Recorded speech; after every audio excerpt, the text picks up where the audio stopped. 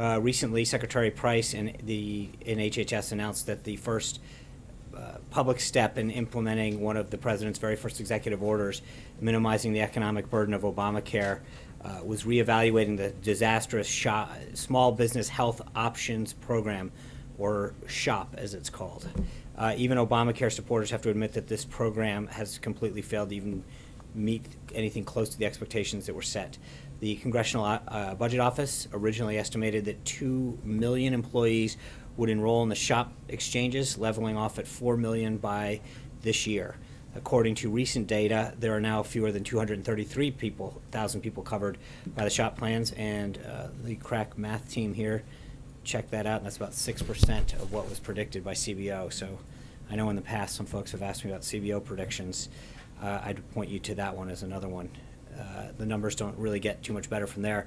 Texas has a population of around 28 million people. It had just 1,158 businesses enrolled in the SHOP plan. Florida has a population of around 20 million people, and it has 579 businesses enrolled. Small businesses are the lifeblood of the American economy, with 30 million of them supporting communities across the country, and just 0.01% of these small businesses participate in the SHOP program. Small businesses have clearly decided that SHOP is not an option that makes sense for the overwhelming majority of them in its current form, so it's common sense to reevaluate this clearly failed program. And common sense is what the American people elected President Trump to bring to Washington. The bottom line is that whether we're talking about individuals or businesses, signups for Obamacare are well below expectations. Insurance companies continue to flee out of the exchanges, and if we don't act quickly, as the President has said, we're going to head for a healthcare meltdown. The President, Secretary Price, and his entire administration look forward to seeing the American Health Care Act reach the President's desk soon, so that we can bring back some common sense to our entire healthcare system. Finally, 2 quick updates. Secretary Mattis is swearing in Heather Wilson as the Secretary of Air Force at the Pentagon today at 4 o'clock. Her distinguished military service, wealth of experience, and wide knowledge base made her an outstanding choice for Secretary of the Air Force, and the President is glad to welcome her on board. Lastly, Treasury has just announced that sanctions on additional individuals and entities in response to the continuing violent attacks on Syrian citizens by the Syrian government. As long as the Syrian government continues its campaign of brutal violence against its own people, the Trump administration will continue to utilize many tools at our disposal to intensify pressure on the Assad regime in support of diplomatic efforts to end the civilian conflict. With that, take that, Hallie. I just have a few, if you don't mind, if I just take through quickly since it's an off-camera briefing. Number one, can you just Questions are explain still important. the transcripts? Will you share these transcripts that some lawmakers are calling for, or more information regarding the context and content of this meeting with those on Capitol Hill who are asking to see this information? I think there is 3 individuals who are in the room: Secretary of State Tillerson, the National Security Director, and the Deputy National Security Director, who were all in that, and all have put out statements regarding that. But even given that, I get it. I'm not. want more. They want to see quotes. I They want to see understand. transcripts. I understand that. Well, I don't. I haven't seen anything. But what I'm telling you is that I think there are 3 individuals in that meeting that said it. What has occurred today, or over the last little while, in terms of these leaks, is frankly dangerous. The idea that someone who has been given access to information is pushing that information out into the media is undermines our national security, and I don't think there's any other way to say it than it is frankly dangerous. Steve? 2 more questions for you, Sean, just on the list. Number 1, Yep. Israel as the ally here who provided information that the President then shared with the Russians. It is our reporting and others that is the case. Can you please speak to that? I cannot comment specifically on that. I'm obviously pleased to see Ambassador Dermer's comment. We appreciate the relationship that we have with Israel and appreciate the exchange of information that we have with them. That being said, I'm not going to comment any further on that. And my last question for you just gets to the question of credibility that a lot of folks over on Capitol Hill have been asking over the last maybe 18 hours or so. The President himself tweeted just last week, Sean, that his surrogates can't stand at this podium with perfect accuracy. Are you concerned when you have General McMaster up here, that people perhaps don't trust or find the statements that are being made credible? I mean, I think I addressed this last week, Hallie, that we do everything we can to provide you the most up-to-date information at the time. With respect to the events of last night, I think General McMaster stood at this podium just a few hours ago and made it very clear that he stands by what he said. So I'm not entirely sure. I mean, he put out a statement, Secretary Tillerson put out one and the Deputy National Security Advisor for Strategy put one out as well. So you're not concerned about eroding credibility in this I administration? mean, of course, obviously, I would never, no one would ever want that. But I suggest to you that the statements that put out last night are completely consistent, and the people who put them out stand by them. Were they the only ones in the room, is my last question.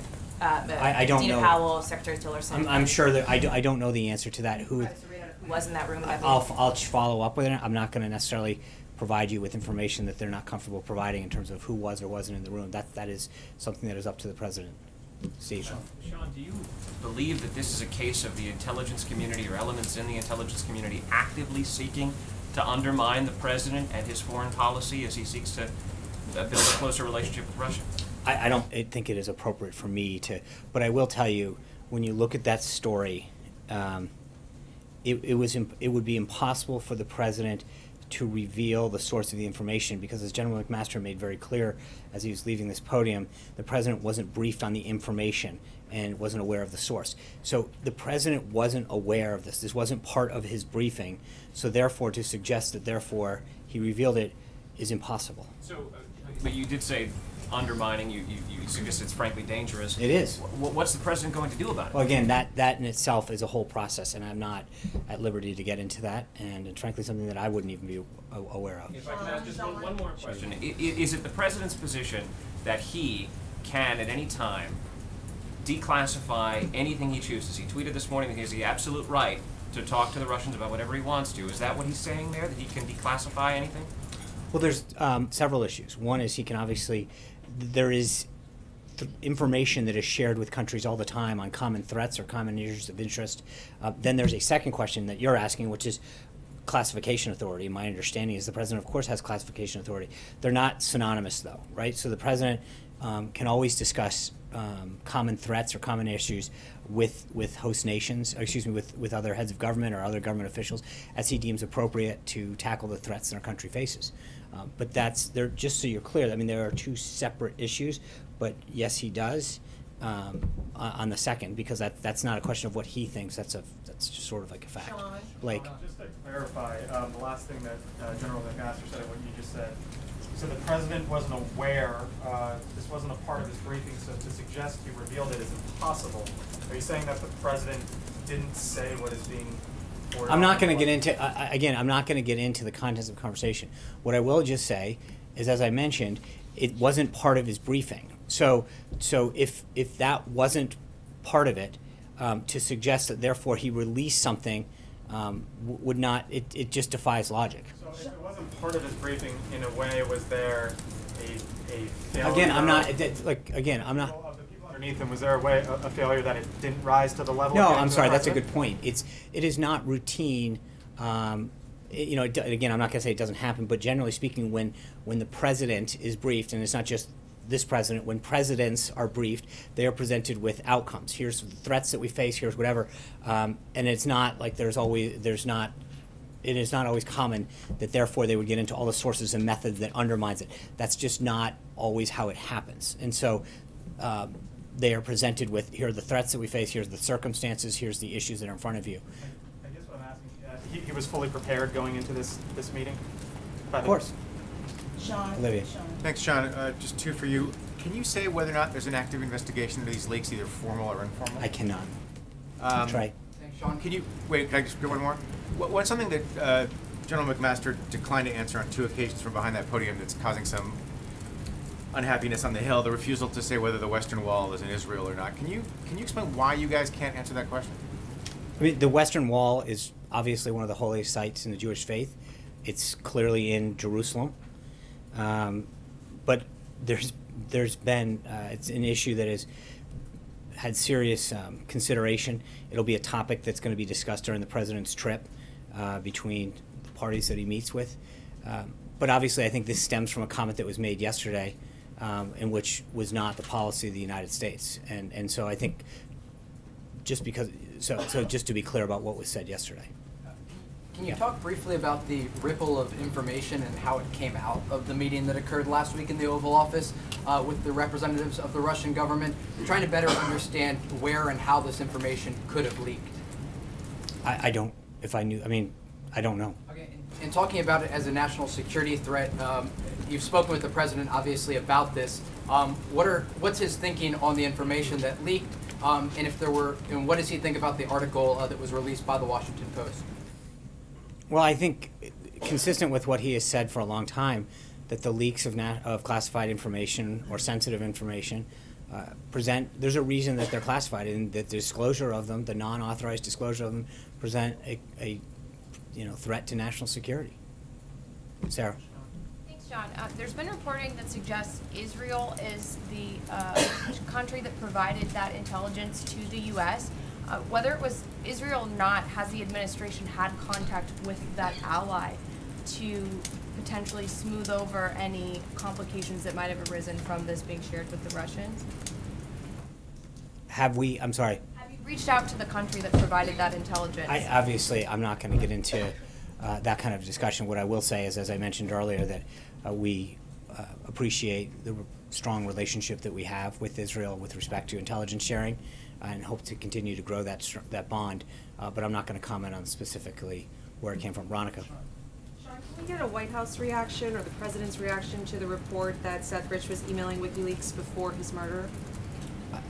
I'm not aware of. I generally, I don't get updates on former DNC staffers. I'm not aware of that. It would certainly have a great influence on where the leaks came from. If they could potentially, there's a lot of implications in the story, of course, but. I understand that, but for me to comment from here about an ongoing investigation, I believe it's still ongoing. I don't even know the status of it in terms of DC, but it would be highly inappropriate to do that. John Gizzi. Thank you, Sean. 2 questions. First, the nature of the information that the president is alleged to have shared are the kinds of things that the Five Eyes allies share among each other. Is this a sign that that list could be expanded, or that the president is considering expanding the Five Eyes, the allies we share intelligence with on a regular basis? I would just go back to the point that I think whether it's this particular country or any other, it is quite commonplace for us to share information on common threats that our countries face, or two countries face, or a variety of other information that gets threatened. It is a very commonplace thing to occur. And the other thing is, what's lost in all of this was that day the president met with Dr. Kissinger. What advice did Dr. Kissinger give him on anything? Was there any readout of their conversation? I didn't get one at the time. As generally speaking, we don't get readouts of that. Cecilia. You have these headlines, you didn't want, you've got the story that landed in your lap today. I'm sure you heard Senator Corker say that this White House is in a downward spiral. How do you view the current state of things right now? Is a downward spiral fair, unfair? Is chaotic fair, unfair? And does this White House need a reset? Well, I think the president's committed to enacting his agenda. He feels very strongly about what he's doing and why he's doing it. The leaks that occurred today are not helpful, first and foremost, to national security beyond any other issue. But obviously, the president's very proud of the work and the accomplishments that he's had in these first few months, and looking forward to this trip around the country, around the world, that I think is really going to continue to grow the relationships that he's already started to build. Is there any soul searching that's being done, any reflection that, or any blame even being placed for sort of the current state of chaos, if you will, inside the West Wing, or in your colleagues, the president himself? I guess the way I'd answer that is, when you look at what appears to be somebody intentionally leaking classified information, and you're asking where the blame should be placed, I think it's pretty clear. I mean, it is to realize that somebody has intentionally gone out once again. If you start to go back over the last couple of months, how many times there's been an unauthorized disclosure of national security? That is, as I've said it from this podium before, but it's extremely troubling. And I think that when you ask, how we feel about it, when you are committed to doing, whether it's economic policy or foreign policy that is in the best interest of the country, and people are going out intentionally leaking classified information that threatens national security, As I said, it's dangerous. April. Sean, could you tell us how the president gets his intelligence briefings? Because we understand that each president has them differently. They ask for them differently. How does this president receive his intelligence briefings? It's an interesting question. I don't sit in on the briefing. I know every day a team comes over and, I should probably follow up on it before I get too far ahead, but he gets, they come in person and present him with information, and it's classified. Okay, but does he read any part of it, or is he given the information verbally? I don't sit in on it, so I don't know. All right, to follow up on that, a couple of questions. The question, the statement from McMaster begs the question as to the statement about not having parts of the intelligence that the president talked about to Russia begs a couple of questions. Why was that not included? And some are asking in the intelligence community, does this go to the fact that the president may not be trusted with this information? And also, it goes into, again, how does he get his information and why it was left out? So I know you stepped out for a while. We actually went over this. I'm sorry, I was coughing. No, but we went over this. I hope you feel better. We basically, the answer that I gave, I think it was either Blake or Trey, was that generally speaking, the president's presented with, the end result of the intelligence. Here are the threats, here are the issues that are facing us. Generally speaking, they don't go into the sources and methods. But has there ever been a concern that this president was not able to handle the intelligence information, and they've kind of crafted it to a piece where he would not get in trouble if it were to slip out? No, George. Okay, wait, I'm not finished. No, you are. I mean, this is everyone gets a turn. This isn't Well, but a couple of people had more, and I want to ask something about Secret Service. Okay. I understand that Dave Garrett is being eyed as the head of the Uniform Division of Secret Service, and Dave Garrett during the Clinton administration was reprimanded for saying the N-word to a female pass holder here at the White House. What do you say to that? You have to believe me that I don't get into the different divisions of employment at the Secret Service. I think that It is under the administration's purview. sure, as is all the federal government, but I think specifically as a division of the Secret Service, Kathy at the Secret Service is probably, in the Public Affairs Office, is probably your best bet. George. A trip question. There's been a lot of reporting in Israel. We had to think this would have been perfect for this one. There's been a lot of reporting in Israel that the president was going to go to Masada. That's something that General McMaster didn't mention. Has that been scrubbed? And if he is going, what's the message you're trying to send? So if I can, it is our goal to have an off-the-record briefing tomorrow, probably sometime later in the day, on the logistics of the trip. Once we can lock down that time, and the goal would be late tomorrow, but it may slip. It just, and we can kind of walk through the logistics of the trip with you. But obviously, there's a lot of things that either aren't finalized or for security reasons. But I don't want to get into anything beyond what General McMaster said today. And our goal is we'll have notice out to you guys at some point what the details of the trip are. Glenn. Sean, it may seem like a small matter, but the president mispronounced President Erdogan's name a couple of times at the event today. We had a report yesterday from Politico about the president reading and embracing a report that was pushed in front of him from a fake 1970s Time magazine story. We've had numerous things about the way that the president consumes information, including, and not exclusive to, the events of the last few days. Two questions. Is the president doing his homework? And are you satisfied, or can you tell the American people that the president is getting the best quality information possible to make decisions? Yes on both. Steve Holland. Senator Cornyn pulled out of the FBI search. Does the president still think it's possible to name a new director before he goes on the trip, or is that likely to drag? I think it's obviously likely, but that's up to both DOJ and then obviously to the president in terms of who we could get in. DOJ is still interviewing candidates, and if we have an update on the process. So probably will drag till after the I literally don't have an update, because part of it is DOJ will notify us when they believe they have candidates that the president wants to meet with, or the president will ask them who they have, but we're not at that point in the process. Anita. Can you explain, you're saying that the leaks, that there's a problem, obviously, that there's leaks. Other people say that the president said something inappropriate regardless of what happened. How can you assure allies that have expressed concern about leaks in the United States that their information is safe with the United States? How can you assure them? Are people calling them? And I don't mean the particular ally, I just mean in general. Right. I think we take, I mean, look, there's no one who is more outraged about this than the president. And he has been very clear in his statements over the last couple of months that this kind of behavior cannot be tolerated and that this action undermines our national security.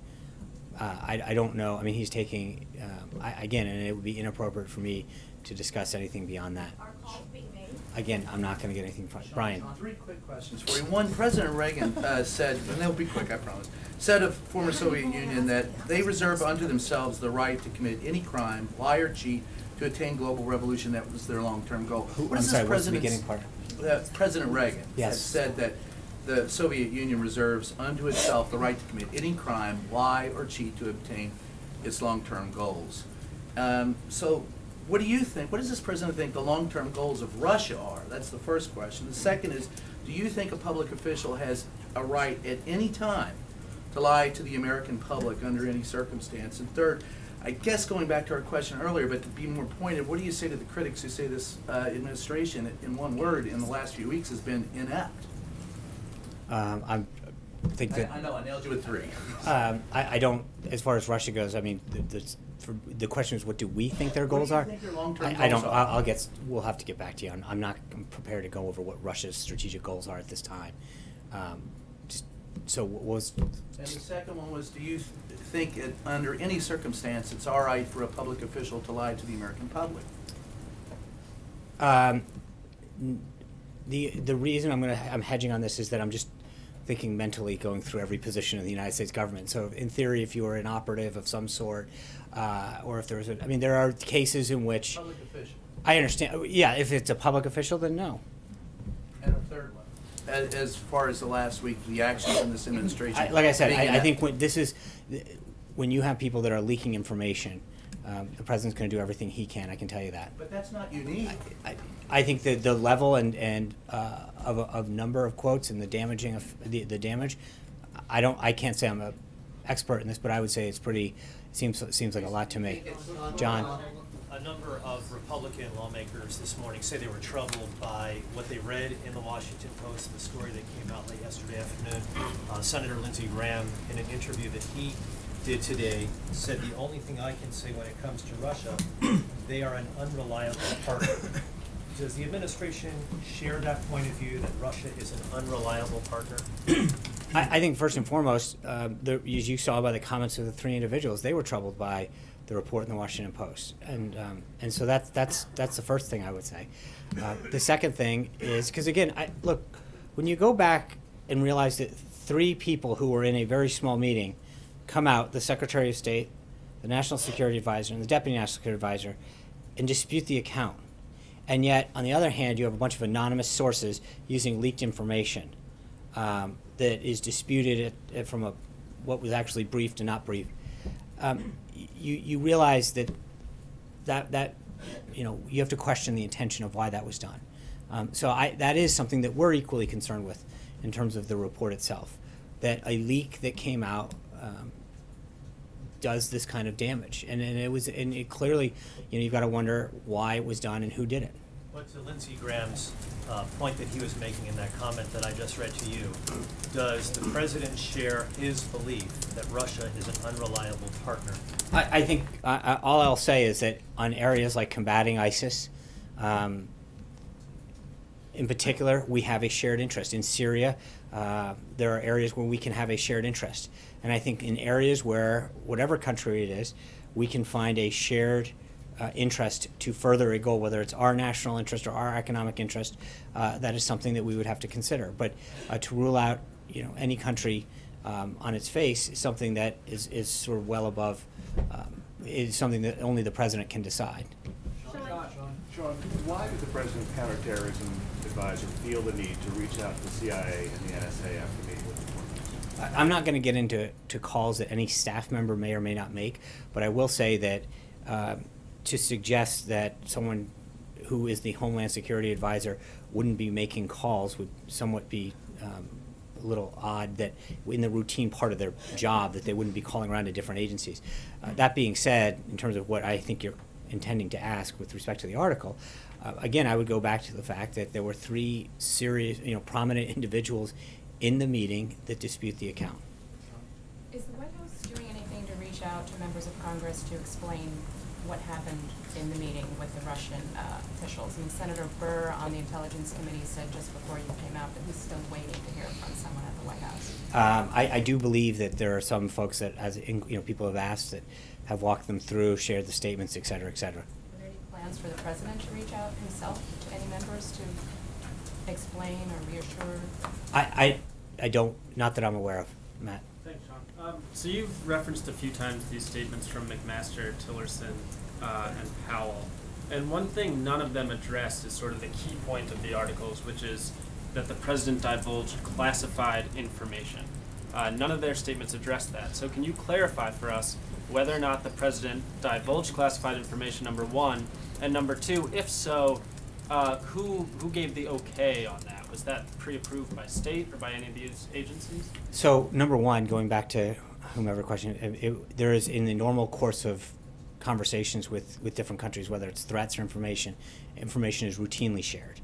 Secondly, as was mentioned, if the president wanted to share information, that would be within his decision. That all being said, I'm not going to discuss go down a road of parsing what would be and what wouldn't be. Sarah? Clarify whether or not the information he shared was classified. No, I think that as you pointed out, the 3 statements that were made are very clear of what was not addressed. And again, getting into starting to have a discussion about what is and what isn't classified is a very dangerous road. Sarah? So 2 questions. First, in this meeting with the Russians at the White House, why was the president's first inclination to want to share sensitive information rather than, for instance, to press them on meddling in the U.S. election, which we saw all these intelligence officials agree just last week was something that Russia certainly did?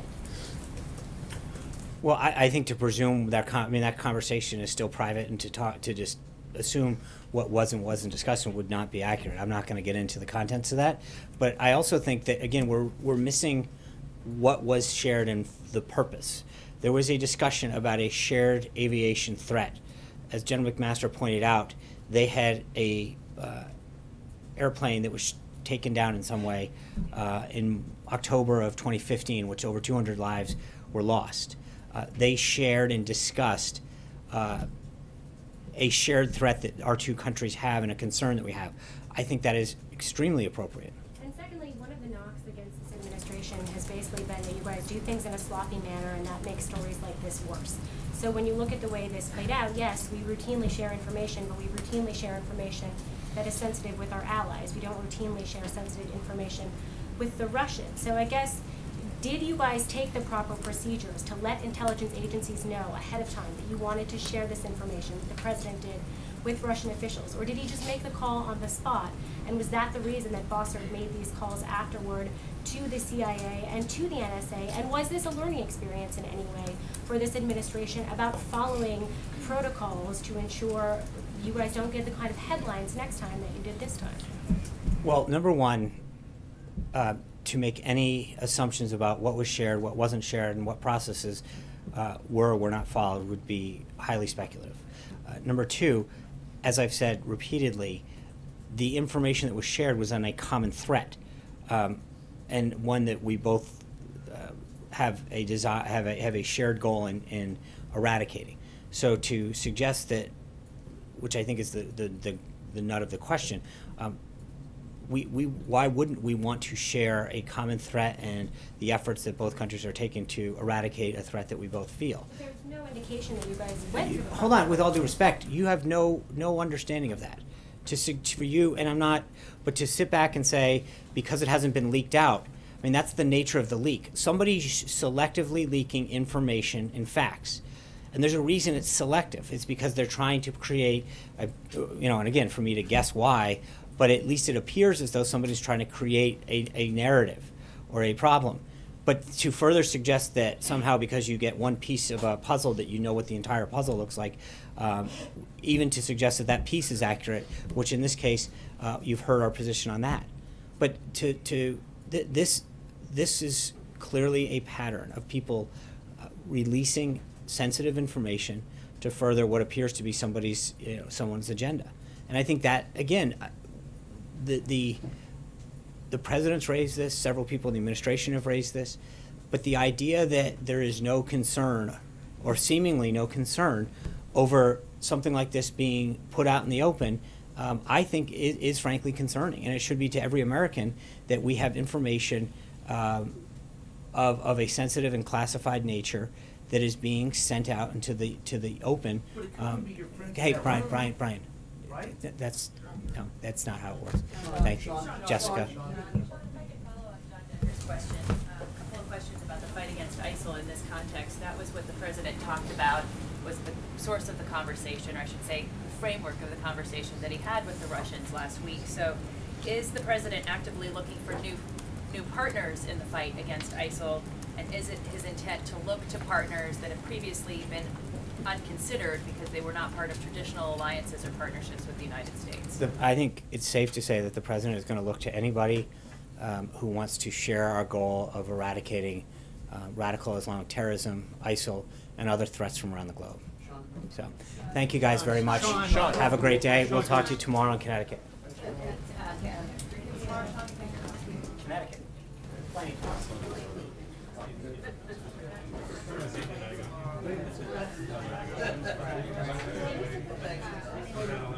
Just about a